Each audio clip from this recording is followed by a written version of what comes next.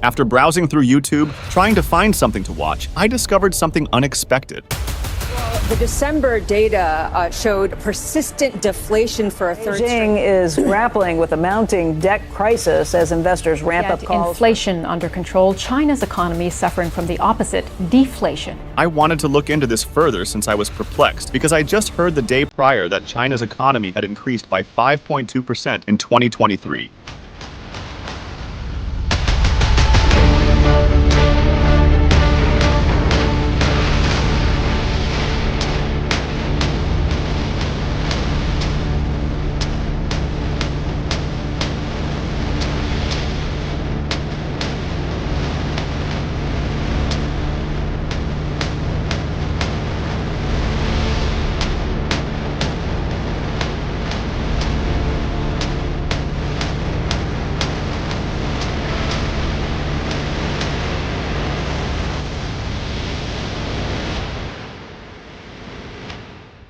That was, at least, how it began, but the deeper I study, the more I discovered, and the things I discovered fundamentally changed my understanding of China's economy. China is currently experiencing a deflationary era and a growing debt problem, which may put an end to their 45 years of economic development and progress. And the reasons for this are not straightforward. Rather, they are the result of a confluence of misguided governmental decisions, unanticipated illness spread, market euphoria, deceptions, and errors. Allow me to walk you through the various economic fissures that are emerging in China and how they present a bleak picture for the nation's present and future. Although China now has the second biggest economy in the world, things weren't always so. The People's Republic of China was established in 1949 by Mao Zedong, a Marxist dictator. He based the nation's economics on the Soviet Union's communist programs.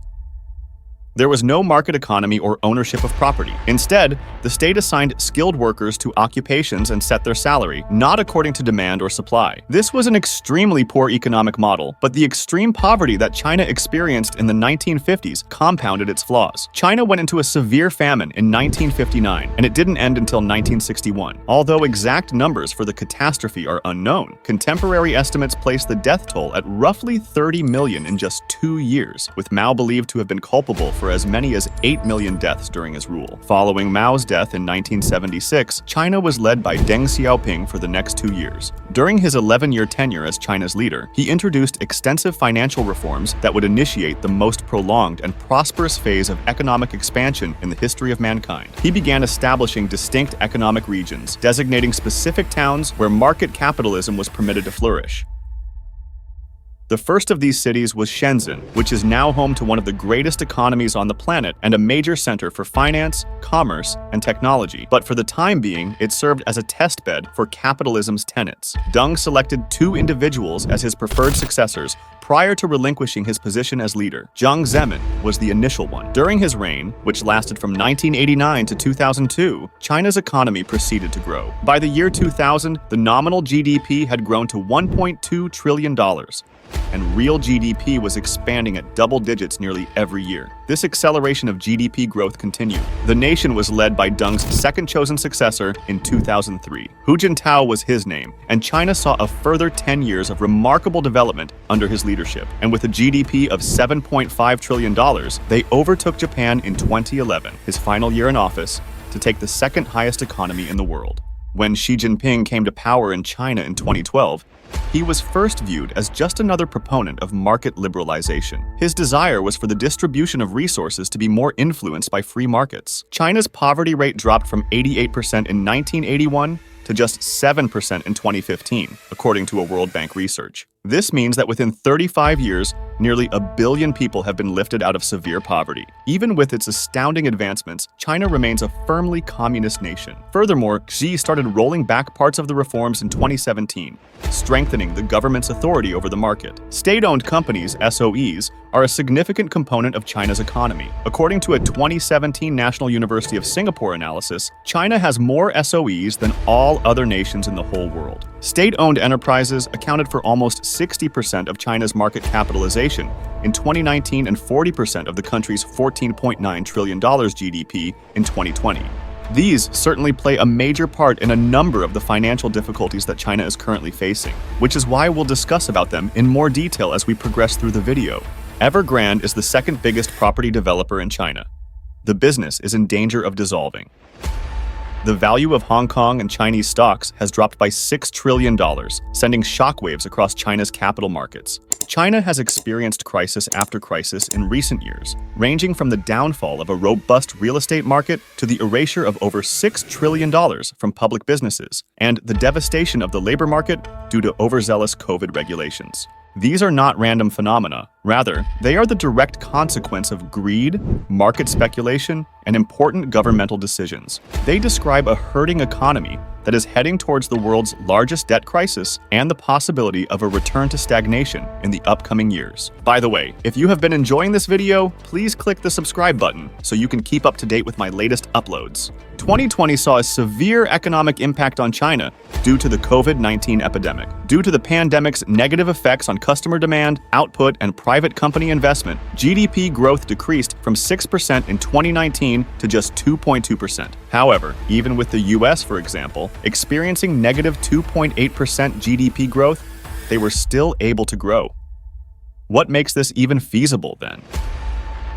Actually, the way GDP is determined holds the key to the solution. One way to calculate this is to tally up the Chinese population's individual consumption, corporate investments, government spending, and net exports of products and services. 2020 saw a sharp surge in Chinese investments, primarily through state-owned businesses, which contributed to offset the decline in consumer spending. However, these increases were entirely funded by debt. This will be crucial when we discuss China's present financial crisis a bit later. China also recovered in 2021 with GDP growth of 8.4%. However, when COVID resurfaced in 2022, Xi Jinping implemented the zero-COVID policy, a drastic lockdown of the nation that once more was significantly bolstered by increasing investment spending, brought GDP growth back down to 3%. Many Chinese provinces suffered long-term harm as a result of the zero-COVID policy, which also caused many international businesses to close their operations in China and cut off employees. The net amount of foreign invested enterprise departures was 63,000 in 2020,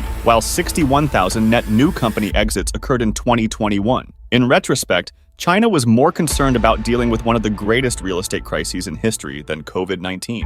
Much with other house disasters, this one has a long history. In this instance, millions of people were being lifted out of poverty and into the middle class by China's economic reforms in the mid-1990s. Thus, there was a significant increase in demand for middle-class housing. China gave real estate developers a new business model in 1994 that allowed them to sell flats before the buildings were completed or, in certain situations, even started. A business by the name of Evergrande was one of the real estate developers. They borrowed money from lenders and accepted prepayments from clients when they were founded in 1996. After that, they construct the property, market it to clients, and employ the money received to pay off their debts. And they excelled at it greatly. They become the second most significant property developer in China by 2021, with approximately 1,300 developments operating in 208 Chinese cities and $76 billion in property revenue.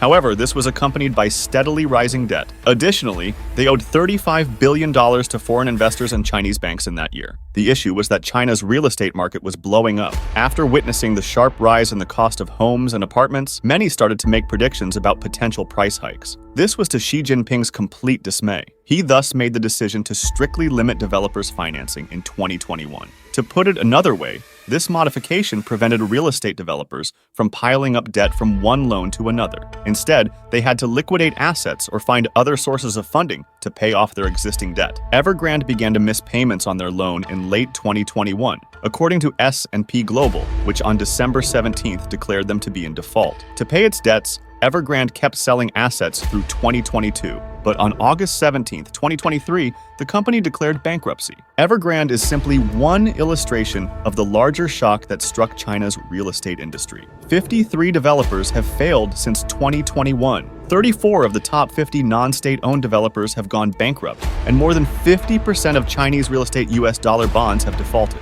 This is a persistent and extremely significant issue in China. Currently, the property market accounts for over 70% of household wealth and 30% of the Chinese GDP. Therefore, the drop in property values has had a significant effect on the financial status of the population. However, China faces more than only property-related issues. Fortune reports that since 2021, the worth of Chinese and Hong Kong stocks has dropped by a total of $6.3 trillion, and Tokyo has overtaken Shanghai as Asia's largest equity market. Some of the primary causes of the perception that investors are retreating from stock markets are difficulties in the real estate sector and the escalating political tensions between the US and Chinese governments. But wait a moment. In the beginning of this video, I said that China's GDP growth in 2023 was an astounding 5.2%, a percentage that the US hasn't reached since 2000, with the exception of 2021. As said, my analysis of China's economy has fundamentally changed my perspective about economic data and its potential for manipulation or deception regarding true conditions. The 5.2% statistic isn't all that it seems, and upon closer inspection, I discovered a nation afflicted by an increasingly dire debt problem, high rates of unemployment, and a collapsing middle-class wealth, all of which are propelling China towards a potentially protracted period of deflation. In 2014, China's national debt to GDP ratio stood at just 41% according to the IMF. Their debt has skyrocketed to $4 trillion, or 77% of GDP by 2022. However, that was only the very beginning.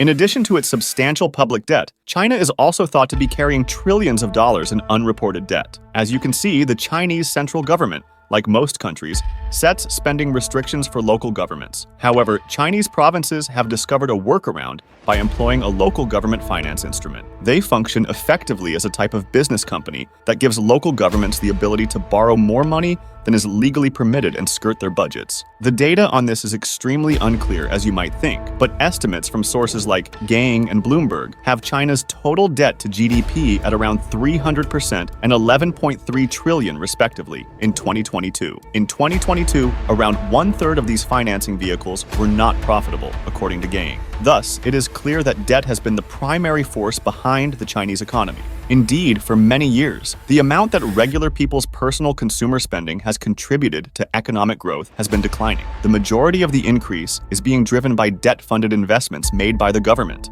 Similar conclusions were drawn by Oxford Economic Study, which estimated that investment drives 40% of GDP, double that of the US. Being unduly reliant on government funding for economic expansion has the drawback of decreasing productivity due to inadequate investments. For many years, the GDP return on extra debt in Chinese yuan has been decreasing. Put differently, China is primarily relying on borrowing to fuel its economic growth and massive investment spending. But because of this excessive spending, many of the endeavors that China is funding won't yield a profit for the nation. In China, state-owned firms account for 2/3 of corporate debt, with many of them being inefficient and unprofitable. Several of them are state-owned real estate companies who are currently suffering greatly from the housing crisis. Therefore, even if the headline GDP indicates that consumer growth is decreasing but still occurring, the reality is entirely different. A deflationary climate is emerging in China, according to a recent Bloomberg article, as the country's consumer price index has declined for 3 months running.